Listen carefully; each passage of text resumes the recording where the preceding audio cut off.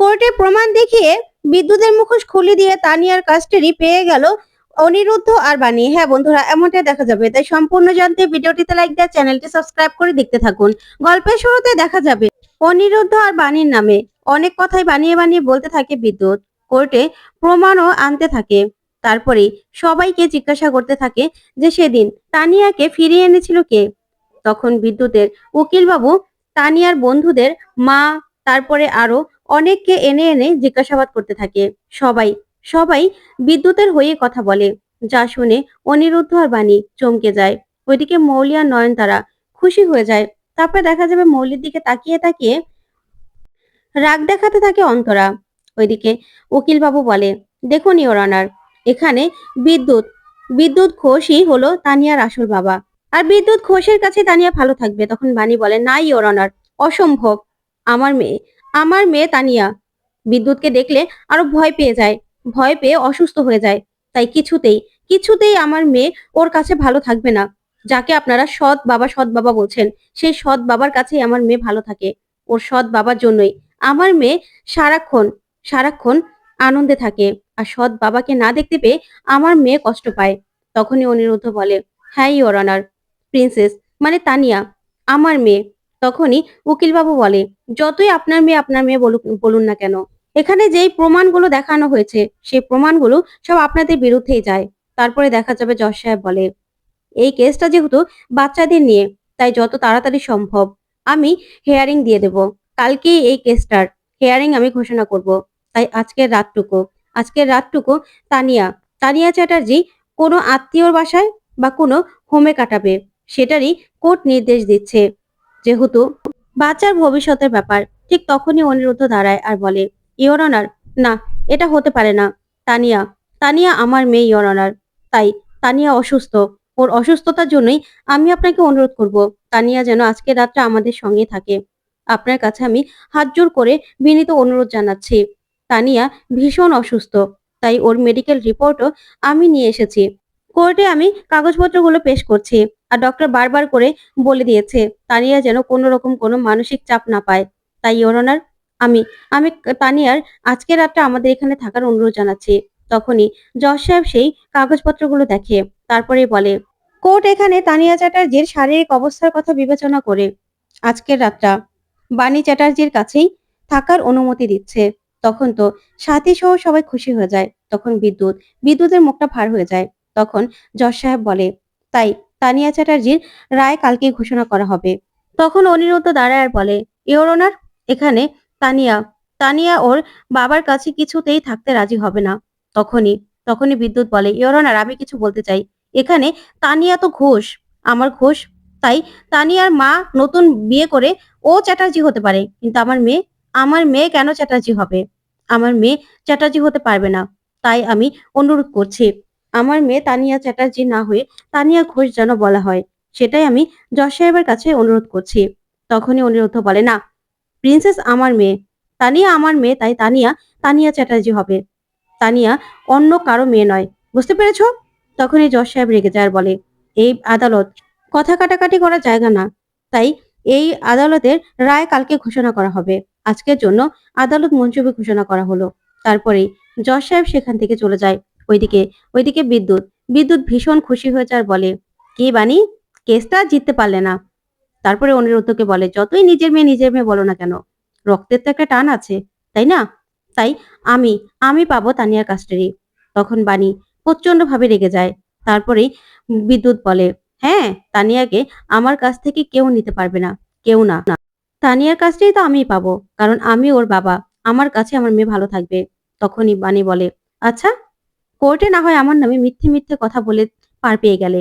আজকে না হয় সবটা সাজানো ছিল, কিন্তু উপরওয়ালা তো সবটা দেখছে। যেদিন উপরওয়ালার কাছে বিচার কৈফিয়ত দিতে হবে, সেদিন সেদিন কি করবে তুমি? সেদিন তো তুমি আর রক্ষা পাবে না। তখনই বিদ্যুৎ বলে, বা রে বাণী, তুই তো খুব কিউট। তুই যেভাবে আমাকে বললি, আমি তো ভয় পেয়ে গেছি, বিশ্বাস কর। তুই না এই কথাটা কালকে একবার বলিস, যখন আমি কাস্টাডি পেয়ে যাবো তানিয়ার। আর কুয়াশা, তুমি বরং ভিডিও করো, তোমার অনেক ভিউজ হবে, বুঝতে পেরেছো? এই বলে কুয়াশার বিদ্যুৎ সেখান থেকে চলে যায়। তখনই দেখা যাবে বাণীর উকিল বলে, বাণী, সব প্রমাণগুলো কিন্তু তোমাদের বিরুদ্ধে। এখন কেসটা কিন্তু অনেক জটিল হয়ে গেছে। এই ভিডিওগুলো যে সাজানো সেটা তো বোঝাই যাচ্ছে। তখন সাথী বলে, "এই ভিডিওগুলো তো বানানো হয়েছে। এখানে তো কোনো সত্যতা নেই। এগুলো তো সব সাজানো। সেটা সেটা কোর্টে প্রমাণ করে দিলে?" তখন উকিলবাবু বলে, "সেটা তো প্রমাণ করতে হবে। প্রমাণ না করলে কিছুই হবে না। কোর্ট তো চায় প্রমাণ। আমরা তো জানি এই সবকিছু সাজানো হয়েছে।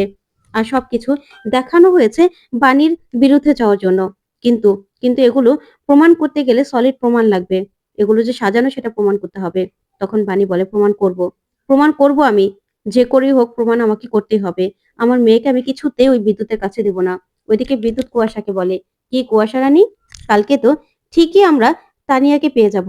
আর যেভাবে ফাঁসিয়ে দিয়েছি বাণীকে, কিছুতেই বাণী কেসটা জিততে পারবে না।" ওইদিকে তানিয়া বলে, "আচ্ছা ঠাম্মি, মা কোথায় গো?" ওইদিকে বিদ্যুৎ আসে, এসেই বলে, "তানিয়া।" তখন তানিয়া ভয় পেয়ে যায়।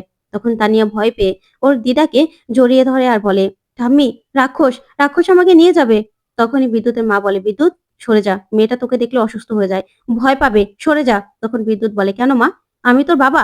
কেন এরকম করে বলছো?" তখন বিদ্যুতের মা প্রচন্ড রেগে যায়, বলে, "বলছি না যে সরে যা? তুই সরে যা এখান থেকে। না হলে কিন্তু ভালো হবে না।" তখন তানিয়াকে ধরার চেষ্টা করলে তানিয়া চিৎকার করতে থাকে আর বলে, "না, আমি যাব না।" তখনই বিদ্যুতের মা জুতো দিয়ে বিদ্যুৎকে কোর্ট চত্বরে ইচ্ছে মতো পিটাতে থাকে। বিদ্যুৎ আর কুয়াশা মার খেতে থাকে জুতার বাড়ি। তারপরে প্রিন্সেসের গলা শুনেই অনিরুদ্ধ বলে, "প্রিন্সেসের গলা না?" তখন অনিরুদ্ধ ছুটে আসে আর তানিয়াকে কোলে নিয়ে নেয়। তখনই বিদ্যুৎ আর কুয়াশা দাঁড়িয়ে পড়ে। তারপরেই দেখা যাবে। বাণী বলে, "তোমরা এখানে কেন? কেন তোমরা এখানে? এখনো না তোমরা কেসটা জিতোনি। বুঝতে পেরেছো?" তখন অনিরুদ্ধ বলে, "এখনো না তোমরা তানিয়ার কাস্টডি পাওনি যে তোমরা এত খুশি হচ্ছ।" তখনই বিদ্যুৎ বলে, "এখনো পাইনি? কালকে তো কেসটা আমিই জিতবো।" তখনই অনিরুদ্ধ বলে, "সেটা কালকেটা কালকে দেখা যাবে।" তখন বিদ্যুতের মা বলে, "যাবি এখান থেকে নাকি আরো জুতা পেটা করব?" তারপরে চলে গেলে বিদ্যুতের মা কাঁদতে থাকে আর বলে, "সব আমার দোষ, আমার দোষ। আমি যদি ওকে জন্ম না দিতাম তাহলে এরকম একটা কুলাঙ্গার আমার গর্ভে থেকে আসতো না। ওর থাকার থেকে না থাকাই সব থেকে ভালো ছিল, ভালো ছিল। ও সবকিছু শেষ করে দিচ্ছে, সবকিছু। বাণীর জীবনটা নষ্ট করে দিচ্ছে, আমার নাতনির জীবনটা নষ্ট করে দিচ্ছে। সব দোষ আমার, সব দোষ আমার।" এই বলেই কান্নায় ভেঙে পড়ে বিদ্যুতের মা। তখনই বাণী বলে, "মামুনি, কেন এরকম করছো? তোমার কোনো দোষ নেই। কেন তুমি এরকম ভাবে কাঁদছো?" তখন বিদ্যুতের মা বলে, "বাণী রে, তুই আমাকে ক্ষমা করে দে মা, ক্ষমা করে দে। আর তুই বিদ্যুৎকে শাস্তি দে। ওকে না শাস্তি দিতে হবে। তুই পারবি ওকে শাস্তি দিতে। আমি ওর মা হয়ে তোকে বলছি, বিদ্যুৎকে শাস্তি দিতেই হবে। ওর মতো জঘন্য মানুষকে তুই ছাড়বি না। ছাড়বি না তুই। তোর আর তানিয়ার জীবনটা ও নষ্ট করে দিয়েছে। কিছুতেই, কিছুতেই ওকে ছাড়বি না তুই।" তখনই সাথী বলে, "ওকে শাস্তি দিতে হলে তো প্রমাণ জোগাড় করতে হবে। কিন্তু কি করে?" তখন বাণী বলে, "প্রমাণ তো আমাকে জোগাড় করতেই হবে। করতেই হবে মাসিমা, যে করেই হোক। আমার মাম্মামকে আমার কাছ থেকে আমি কিছুতেও বিদ্যুতের কাছে দিতে পারব না। কিছুতেই না।" তখন অনিরুদ্ধ বলে, "না, আমার প্রিন্সেসকে আমি কিছুতেও বিদ্যুতের কাছে দেব না।" তখন বাণী বলে, "আমার না ভীষণ ভয় করছে মিস্টার চ্যাটার্জি। কি হবে বলুন তো?" তখন অনিরুদ্ধ বলে, "আমিও বুঝতে পারছি না।" তখন বাণী আর্য আর অন্তরাকে বলে, "আর্য, অন্তরা, তোমাদের সাহায্য লাগবে, সাহায্য করবে?" তখন আর্য বলে, "হ্যাঁ, হ্যাঁ বৌদি, তুমি যা বলবে তাই করব।" তারপরে বিদ্যুতের বাড়ির বাইরে এসে সবাই পাহারা দিতে থাকে যে সন্দেহজনক কিছু দেখলেই সেটাই ভিডিও করবে। তখন অনিরুদ্ধ বলে, "কিছু পাওয়া গেল আর্য?" তখন আর্য বলে, "না।" ঠিক তখনই বাণী আসে। আর বাণী একটা লোককে মাস্ক পরে আসতে দেখে। তখন বাণী বলে, "দেখুন মিস্টার চ্যাটার্জি, ওই লোকটা আসছে। লোকটার হাঁটা চলা কেমন চেনা, চেনা মনে হচ্ছে না?" তখনই ওরা লুকিয়ে পড়ে। ওইদিকে লোকটা বিদ্যুতের বাড়ির দিকে আসতে থাকে। এদিকে দেখা যাবে কুয়াশা আর বিদ্যুৎ কথা বলছে। তখনই কুয়াশা সেখান থেকে চলে গেলে কলিং বেল চাপে কেউ। তারপরে বিদ্যুৎ খুলে দেখে সেই লোকটা। তখন বিদ্যুৎ বলে, "তুমি? তুমি এখানে কেন এসেছো? তোমাকে কেউ দেখেনি তো?" তখন লোকটা বলে, "না, না স্যার, কেউ দেখেনি। আমাকে টাকা দিন। টাকা দিন আমাকে।" তখন বিদ্যুৎ বলে, "টাকা দিচ্ছি। তোমাদের জন্য না আর পারা যায় না। এই যে টাকা দিলাম, এখন কদিনের জন্য এই শহর থেকে অনেক দূরে চলে যাও। বুঝতে পেরেছো? তোমাকে যেন কেউ দেখতে না পায়।" তখন এই বলেই লোকটাকে পাঠিয়ে দেয় বিদ্যুৎ। তারপর বিদ্যুৎ বলে, "কি বানি রানী, এবার কি করবে? তুমি তো বড় ফাঁসা ফেঁসে গেছো। তোমাকে আমি কিছুতেই ছাড়বো না।" ওইদিকে ওইদিকে বাণী বলে, "আচ্ছা মিস্টার মিস্টার চ্যাটার্জি, এই লোকটার হাঁটা চলা না আমার সন্দেহজনক লাগছে। এই লোকটাকে চেনা চেনা মনে হচ্ছে। চলুন তো।" তখনই লোকটার পিছু নেয় বাণী, অনিরুদ্ধ, আর্য আর অন্তরা। তারপরে লোকটা কিছু দূর গিয়ে মাস্কটা খুলে ফেললেই বাণী দেখে চিনে ফেলার বলে, "মিস্টার চ্যাটার্জি, এটা তো সেই লোকটা হোটেলে সেদিন যে ঝামেলা করেছিল।" তখন অনিরুদ্ধ বলে, "হ্যাঁ তাই তো, এটা তো সেই লোকটাই।" তারপরে অনিরুদ্ধ বলে, "এই দাঁড়া।" তখনই লোকটা অনিরুদ্ধকে দেখেই দৌড়ে সেখান থেকে পালাতে থাকে। তখন অনিরুদ্ধ, বাণী সহ সবাই মিলে দৌড়তে থাকে। তারপরে একটা গলিতে গিয়ে লোকটাকে ধরে ফেলে অনিরুদ্ধ আর বলে, বল, বল তুই সেদিন আমাদের দোকানে কেন এসেছিলি? তার মানে তোকে টাকা দিয়ে পাঠিয়েছিল বিদ্যুৎ, না? তখনই লোকটা কিচ্ছু স্বীকার করে না আর বলে, আমি আমি কি করেছি? আমি তো কাউকে চিনি না, আর আপনারাই বা কারা? তখন বানি বলে, বারে, আপনার তো দেখছি কিছুই মনে থাকে না। সেদিন আমাদের হোটেলে ঝামেলা করে আবার এখন আমাদেরকে চিনতে পারছেন না? তার মানে বিদ্যুৎ আপনাকে পাঠিয়েছিল। বলুন, বলুন আপনাকে কেন পাঠিয়েছিল আর কি করেছেন? তখনই লোকটা বলে, আমি কিছু করিনি তো, আমি কিছু করিনি। তখনই আর্য বলে, দাদা আমাকে বলো, আমি একটু হাতটা ঝালিয়ে নিই। তখন অন্তরা বলে, হ্যাঁ দাদা, তুমি সরো, ওকে মারতে হবে। তখনই বানি বলে, দেখুন, আপনার কিন্তু আমরা শত্রু না। আপনার কোনো ক্ষতি আমরা করিনি, আপনিও আমাদের ক্ষতি করেননি। কিন্তু যে আমাদের ক্ষতি করছে, আপনি প্লিজ সবটা খুলে বলুন। তখনই লোকটা কিছু না বললেই অনিরুদ্ধ লোকটাকে মারতে থাকে। তখন লোকটা ওদের পাড়ার সবাইকে ডাকতে থাকে। আর লোকটা বলে, ভালো হচ্ছে না কিন্তু। আপনি কিন্তু আমার উপর জোর জবরদস্তি করছেন। ওইদিকে অন্তরা ভিডিও করতে থাকে। তখনই সেই পাড়ার লোকজন চলে আসার বলে, আপনারা কারা, হ্যাঁ? আপনারা কারা? আর ওকে এরকম ভাবে ধরেছেন কেন? ছাড়ুন। পাড়ার মধ্যে এসে দাদাগিরি দেখানো হচ্ছে। আবার মেয়ে নিয়ে এসে এইভাবে, এই ভেবে দাদাগিরি দেখাচ্ছেন। তখন অনিরুদ্ধ বলে, আপনারা জানেন না দাদা, এই লোকটা, এই লোকটাকে আমার দরকার। এই লোকটা বড্ড, বড্ড খারাপ। আমার একটা ক্ষতি করে দিয়েছে। তখন লোকগুলো বলে, শুনুন, ২-৪ টা ইংরেজি বললেই না আপনারা ভদ্রলোক হয়ে যাবেন না। যে আপনারা এইভাবে বলবেন আর আমরা বিশ্বাস করব।